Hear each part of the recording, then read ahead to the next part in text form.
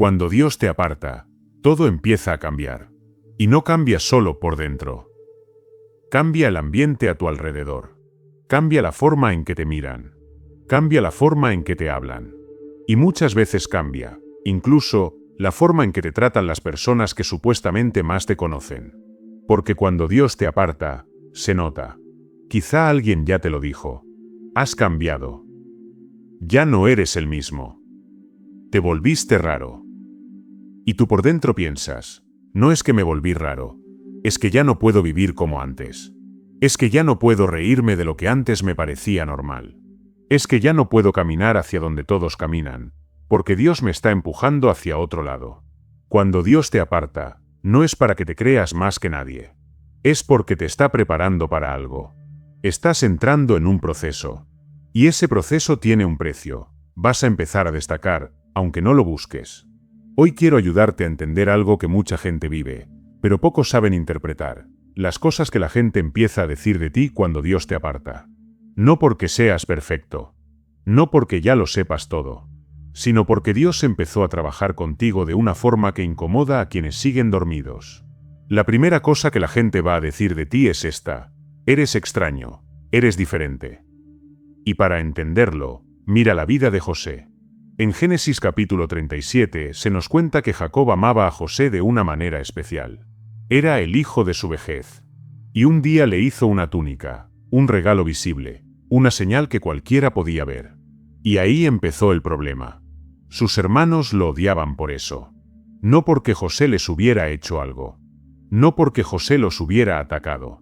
Lo odiaban porque el favor sobre José era evidente. Y cuando el favor se vuelve evidente, provoca algo en quienes no quieren mirarse a sí mismos. Esa túnica, más allá de la tela, era un símbolo. Era una marca. Era la forma visible de decir, este es favorecido por el Padre. Y cuando sus hermanos lo vieron, se activó el veneno de la comparación. Se activó el celo. Se activó la amargura. Dice la Escritura que ni siquiera podían hablarle con paz. No podían decirle una palabra amable. Y quiero que notes esto. El favor lo hizo resaltar, y al resaltarlo, lo convirtió en blanco. Así funciona muchas veces cuando Dios te aparta. Hay gente que tolera tu presencia mientras seas uno más. Mientras te comportes igual. Mientras tus decisiones no los confronten. Mientras tu vida no les recuerde que ellos también podrían buscar a Dios, pero prefieren no hacerlo. Pero cuando Dios empieza a purificarte, cuando empieza a transformarte, cuando tu vida comienza a tener una dirección distinta, entonces ya no eres invisible. Y eso incomoda. No vas a estar cómodo con lo que antes te entretenía. No vas a estar cómodo repitiendo lo mismo que todos dicen. No vas a estar cómodo yendo a los mismos lugares. No porque te creas superior, sino porque algo dentro de ti ahora tiene límites que antes no tenía. Y ese cambio se siente. A veces entras a un lugar y percibes que el ambiente cambia. No porque tú seas importante, sino porque la presencia de Dios en tu vida altera lo que antes era normal. Y hay gente que, aunque no lo admita, se siente juzgada por tu simple disciplina. Entonces empiezan los comentarios. La distancia. La burla suave. La crítica disfrazada de consejo. Y a veces, incluso, el chisme detrás de tu espalda. Ya se cree muy santo. Ahora se cree muy espiritual. Se puso extremo. Pero la verdad es que cuando te rindes al Espíritu Santo, tu vida empieza a tener otro aroma. Empiezas a vivir influenciado por el cielo, no por la tierra. Y eso te hace diferente. La Biblia dice que somos linaje escogido, nación santa, pueblo adquirido, un pueblo peculiar, apartado para anunciar las virtudes de aquel que nos llamó de las tinieblas a su luz admirable. Ser diferente no siempre se siente cómodo. A veces te da vergüenza. A veces te vuelve consciente de ti mismo. Pero no desprecies esa diferencia. No la escondas. No la apagues por encajar. Si Dios te apartó, es porque quiere usar tu vida como testimonio. Ahora, después de que te digan raro o diferente, viene otra frase que duele de otra manera. Y es esta: te volviste arrogante. Porque cuando Dios empieza a usarte, cuando te da una visión, cuando pone un sueño en tu corazón, cuando te da convicción, la gente no siempre lo interpreta como fe. Muchas veces lo interpreta como orgullo. Otra vez, mira a José. En Génesis 37 se cuenta que José tuvo sueños. Y cuando los contó, sus hermanos lo odiaron más. Él vio algo, creyó algo, lo habló. Y eso los encendió. Él dijo: estábamos atando manojos, y mi manojo se levantó, y los de ustedes se inclinaron. Y sus hermanos respondieron como responden muchos hoy: ¿así que tú vas a reinar sobre nosotros? ¿Así que tú te crees alguien? Luego José tuvo otro sueño: el sol, la luna y 11 estrellas inclinándose. Y esta vez no solo sus hermanos se molestaron, su padre también lo reprendió. Porque hay algo que a la gente le cuesta aceptar: que Dios puede elegir a alguien, levantarlo y darle una asignación. La idea de que Dios vaya a usar tu vida para su gloria puede parecer demasiado grande. Y por eso muchos se ofenden. Pero recuerda esto: Dios no llama a los capacitados. Él capacita a los que llama. Cuando tú decides creerle a Dios, cuando decides tomar en serio lo que Él te habla, cuando decides caminar con una convicción firme, habrá personas que te pondrán la etiqueta de arrogante. Y a veces ni siquiera será porque hayas sido grosero. Será porque tu fe los confronta. Hay una frase que resume esto de forma brutal: la confianza parece arrogancia para el inseguro. Cuando tu confianza está en Dios, cuando tú dices: yo creo que Dios me llamó, yo creo que Dios me dijo, yo creo que Dios me va a usar, para algunos eso es intolerable. Porque ellos no tienen esa fe. Porque ellos no tienen esa relación. Porque ellos están viviendo desde la duda. Y tu certeza los irrita. Ahora, cuidado, esto no significa que seas inmune al orgullo. Claro que no. Hay que vigilar el corazón. Hay que caminar en humildad. Pero también debes entender que no toda acusación de orgullo viene de la verdad. A veces viene del resentimiento. Si Dios te llama a escribir, alguien dirá: ¿quién va a leer eso? Si Dios te llama a hablar, dirán: solo quieres fama. Si Dios te llama a servir, dirán: ¿qué te crees? Si Dios te llama a enseñar, dirán: ¿qué te hace tan especial? Y aquí viene la clave: tu respuesta no es discutir. Tu respuesta no es atacar. Tu respuesta no es decir: es que ustedes no son espirituales como yo. Eso sí sería arrogancia. Tu respuesta es silencio, enfoque y obediencia. Deja que hablen. Deja que critiquen. No gastes tu energía tratando de convencer a quien ya decidió malinterpretarte. Mantente firme, pero con humildad. Y recuerda, tu confianza no está en tu talento, está en Dios. Luego viene algo curioso. También van a decir cosas bonitas de ti. Y una de ellas es esta: me inspiras. Porque cuando Dios empieza a obrar en tu vida, la gente lo nota. No pueden fingir que no pasa nada. Tu disciplina se vuelve visible. Tu paz se vuelve visible. Tu claridad se vuelve visible. Tu excelencia se vuelve visible. José, con el tiempo, llegó a la casa de Potifar. Y Potifar fue tan impactado por la excelencia de José que lo promovió. Más adelante, Faraón mismo fue impactado por lo que Dios hacía a través de José. Y Jesús lo dijo así: ustedes son la luz del mundo. Una ciudad sobre un monte no se puede esconder. La luz no se enciende para taparla, se enciende para alumbrar.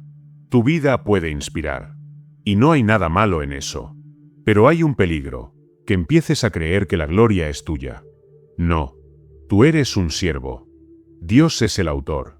Cuando te vacías del ego, cuando renuncias a la necesidad de reconocimiento, cuando entiendes que todo lo que tienes te lo dio Él, entonces Dios puede usarte sin que te corrompas en el proceso. Puedes celebrar lo que Dios hace, pero nunca te atribuyas la fuente. El vaso no se aplaude por el agua. El vaso solo sostiene lo que le fue dado.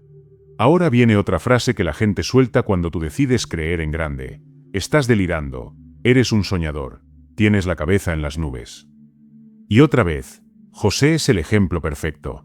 En Génesis 37, antes de que lo tiraran al pozo, sus hermanos lo vieron venir de lejos y dijeron: ahí viene el soñador. Y no lo dijeron como elogio. Lo dijeron con desprecio. Lo dijeron como burla. Como diciendo: vamos a ver qué pasa con sus sueños. ¿Sabes qué pasa cuando tú crees que Dios puede hacer algo grande contigo? La gente intenta bajarte a su nivel de incredulidad. Te dirán: sé realista. Baja tus expectativas. No te emociones. Eso no va a pasar. Y sí, Debemos ser responsables, debemos ser sabios, debemos tener los pies en la tierra. Pero también debemos recordar algo. Cuando caminamos por fe, no operamos solo en nuestra capacidad. Operamos en la capacidad de Dios. La fe verdadera siempre va a parecer exagerada para quien no la tiene. Por eso muchos te van a llamar loco. Pero aquí hay algo poderoso. Los que otros llaman delirantes son muchas veces los que ven la promesa cumplida. Los que otros llaman soñadores son los que terminan abriendo caminos. Si Dios te llama a escribir un libro, te dirán que no. Si Dios te llama a levantar un estudio bíblico, te dirán que es mucho. Si Dios te llama a iniciar un proyecto, un negocio, una obra, te dirán que te vas a estrellar. Pero Dios no te habló para que te detengas por la opinión de otros. Dios te habló para que camines. Ahora, hasta aquí, algunos dirán, bueno, que me digan raro o arrogante o soñador, eso se soporta. Pero aquí entra una parte más dura. Porque otra cosa que van a decir de ti es, hay algo malo en ti. Estás en pecado. Eres falso. Y esto pasa, muchas veces, sin pruebas. Solo por percepción. Solo por suposiciones. Solo porque a alguien no le cae bien lo que Dios está haciendo contigo. Te van a decir cosas como, no sé, algo no me cuadra. O peor, sentí en el espíritu que debía alejarme de ti. Y cuidado, porque muchas veces eso no es dirección de Dios. Muchas veces es incomodidad humana disfrazada de espiritualidad. A veces es celo. A veces es orgullo. A veces es juicio. Mira lo que le hicieron a José. En Génesis 39 se cuenta que la esposa de Potifar lo acusó falsamente. Ella se le insinuó. José resistió. José huyó. José eligió integridad. Y ella tomó ese acto de integridad y lo convirtió en prueba para destruirlo. Lo acusó de querer hacerle daño. Potifar se enfureció y lo metió preso. José hizo lo correcto, y aún así fue atacado. Esto te enseña algo, que hacer lo correcto no garantiza que la gente lo interprete correctamente. Cuando tú decides vivir santo, cuando decides eliminar la doble vida, cuando decides dejar la falta de compromiso, cuando tomas en serio tu relación con Dios, algunas personas se van a sentir amenazadas. Van a decir, es cuestión de tiempo para que caiga. Está fingiendo. Lo hace por interés. Está vendiendo una imagen. Quiere manipular. Y sí, duele. Sobre todo cuando viene de gente cercana. Pero Jesús lo dejó claro. Somos bendecidos cuando hablan mal de nosotros por causa de la justicia. Y aquí viene lo más fuerte. Si persiguieron a Jesús, que fue perfecto, ¿qué te hace pensar que no hablarán de ti? Jesús no hizo nada malo. No dijo nada malo. No pensó nada malo. Y aún así lo acusaron. Lo calumniaron. Lo atacaron. Así que no te sorprendas cuando te ataquen por obedecer. Esto es parte del camino. Y ahora quiero hablarle un momento a los que están en ministerio público, o a los que sienten que Dios los está llevando a un lugar visible. Pero aunque no sea tu caso, esto también aplica a cualquiera que quiera vivir con propósito. Hay una prueba inevitable cuando Dios te levanta, la crítica pública. He visto a personas comenzar con un fuego real, con un llamado genuino, y en su mente creen que si hacen todo perfecto, nadie los va a criticar. Como si la crítica fuera solo para los que hacen las cosas mal. Pero no. Puedes ser equilibrado. Puedes ser bíblico. Puedes ser amable. Puedes ser ordenado. Y aún así, la crítica va a venir. Porque la crítica no siempre tiene que ver con tus errores. Muchas veces tiene que ver con tu impacto. El momento en que tu vida comienza a ser efectiva, vas a provocar resistencia. Y esa resistencia viene de distintas fuentes. Gente que se opone a tu visión, gente que se opone a tu doctrina, gente que se opone a tu influencia, o simplemente gente que no soporta ver a otro avanzar. Y aquí hay un peligro, que te vuelvas esclavo de responderle a todos. Escúchame, hay personas comprometidas a malinterpretarte. Aunque aclares algo, usarán tu aclaración para inventar otra acusación. Es un fuego que se alimenta solo. Nunca termina. Por eso, si intentas apagar cada rumor, cada crítica, cada comentario, vas a vivir en ansiedad. Vas a vivir en miedo. Y nunca vas a avanzar. He visto personas desperdiciar su crecimiento por no saber atravesar el fuego de la crítica. Dejan que la crítica los vuelva amargos. Dejan que la crítica contamine su mensaje. En vez de hablarle al pueblo, empiezan a predicarle a sus críticos. En vez de obedecer, empiezan a justificarse. Y eso los mata por dentro. La realidad es esta. Cada nuevo nivel de influencia trae una nueva ola de críticas, y muchas veces más intensa que la anterior. Pero si atraviesas ese fuego con sabiduría, con calma, con madurez espiritual, algo pasa. Sales al otro lado con una autoridad distinta. Porque la gente observa cómo respondes cuando te atacan. Si respondes con rabia, te destruyes. Si respondes con desesperación, te confundes. Si respondes defendiendo tu ego, te rebajas. Pero si respondes con firmeza y humildad, si sigues enfocado en Dios, si no pierdes tu centro, entonces sobrevives. Y cuando sobrevives, tu influencia se fortalece. En el momento en que estás dentro del fuego, sientes que lo estás perdiendo todo. Sientes que se te van recursos, amistades, conexiones. Sientes que te están aislando. Pero no todo aislamiento es pérdida. A veces es Dios apartándote para protegerte. No intentes tener a todo el mundo de tu lado. No intentes ser aprobado por todos. Abraza una verdad simple. A algunos no les vas a gustar, hagas lo que hagas. Y cuando aceptas eso, respiras. Entonces puedes decir, esto me hace un poco más como Jesús. Y sigues caminando. Después de esa temporada amarga, después de la resistencia, después del desprecio, después de los ataques, viene algo que la gente no puede negar, el fruto. Porque al final, la mano de Dios se demuestra. Y aquí se cierra el ciclo con José. En Génesis 42 se nos dice que José, siendo gobernador, estaba a cargo de distribuir alimento. Y sus hermanos, los mismos que lo odiaron, los mismos que lo llamaron soñador, los mismos que quisieron destruirlo, llegaron y se inclinaron delante de él. El sueño se cumplió. Y esto te enseña algo poderoso. Puede que hoy se burlen, pero si Dios habló, Dios cumple. La resistencia es una fase. El rechazo es una fase. La crítica es una fase. La calumnia es una fase. Pero la fidelidad de Dios no es una fase. Es una realidad constante. Hay cosas que ahora te rechazan, pero mañana las van a aceptar. Hay verdades que hoy ridiculizan, pero mañana serán comunes. Hay obediencias que hoy atacan, pero mañana inspirarán a otros. Y tú debes decidir si vas a rendirte en la fase dura, o si vas a perseverar hasta ver el fruto. Porque cuando el fruto aparece, cambia la conversación. Cuando el fruto aparece, la gente ya no puede argumentar con tu testimonio. Ya no pueden fingir que nada pasó. Ya no pueden negar que Dios estuvo contigo. Por eso no vivas por lo que hoy dicen de ti. Vive por lo que Dios dijo de ti. Mantente enfocado. Mantente limpio. Mantente humilde. Mantente firme. No porque seas invencible, sino porque Dios es fiel. Y sí, habrá momentos donde querrás explicarte. Donde querrás defenderte. Donde querrás gritar tu versión.